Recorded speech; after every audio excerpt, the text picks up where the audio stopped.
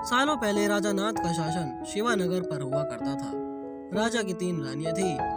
राजा अपनी तीनों पत्नियों में से सबसे ज्यादा अपनी पहली पत्नी को प्यार करता था, क्योंकि वो बेहद खूबसूरत थी। उसकी सुंदरता के कारण राजा दूसरी और तीसरी पत्नी पर ध्यान नहीं दे पाता था। वह अपनी दूसरी पत्नी को दोस्त मानता था और तीसरी पत्नी पर बिल्कुल गौर नहीं करता था। इधर राजा की तीसरी पत्नी उसे बेहद प्रेम करती थी, लेकिन राजा को तीसरी रानी का प्यार कभी दिखाई ही नहीं दिया। वो हरदम अपनी पहली पत्नी के साथ ही व्यस्त रहता था। ऐसा होते होते कई साल बीत गए। रोज राजा की तीसरी पत्नी इसी उम्मीद में रहती कि आज राजा उसके पास आएंगे, आज वो कुछ प्रेम भरी बातें करेंगे, लेकिन ऐसा कभी कुछ नहीं हुआ। इसी तरह कुछ वर्ष बीत गए। एक दिन राजा नाथ अचानक से गंभीर बीमार हो गए। उनकी तबीयत देखते ही देखते खराब होती गई और उनके जीवित रहने की उम्मीद कम हो गई। तब राजा ने अपनी पहली पत्नी को बुलावा भेजा।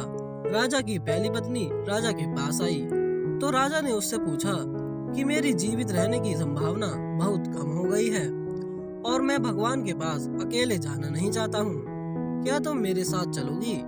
राजा की बातें सुनकर रानी ने उनके साथ जाने से मना कर दिया और कहने लगी कि अभी मेरा जीवन बचा हुआ है और मैं अभी और जीना चाहती हूँ, इसी वजह से मैं आपके साथ नहीं जा सकती।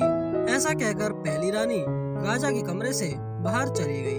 तब राजा दूसरी रानी को बुलाने के लिए कहता है। दूसरी रानी को जब पता चलता है कि राजा अपने अंतिम क्षण में है और वो अपने साथ अपनी पत्नी को लेकर जाना चाहते हैं, तो वो राजा के पास जाने से ही मना कर देती है।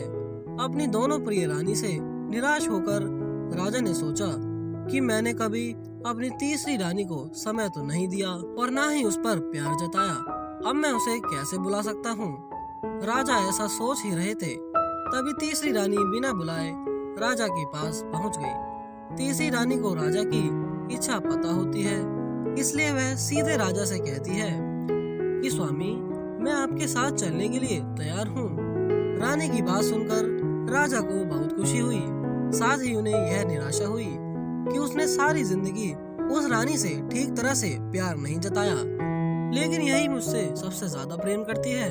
इसी वक्त राजा गुरु एक जाने माने वैद्य को लेकर आते हैं, जो राजा की तबीयत को ठीक कर देते हैं। राजा ठीक होते ही अपनी तीसरी पत्नी से प्रेम करने लगा। हमेशा अपने करीब राजा ने अपनी तीसरी रानी को ही रखा और दोनों खुशी खुशी राजमहल में जीवन जीने लगे। तो दोस्तों, इस कहानी से हमें यह शिक्षा मिलती है कि हमें किसी को सुंदरता से प्रेम नहीं करना चाहिए, बल्कि उसके दिल और आचरण से प्यार करना चाहिए। तो दोस्तों, आई होप आपको ये कहानी पसंद आई होगी। अगर पसंद आई तो वीडियो को लाइक करना, कमेंट करना, शेयर करना और हमारे आने वाली वीडियो देखने के लिए रोज स्टोरी स्टूडियो को सब्सक्राइब करना।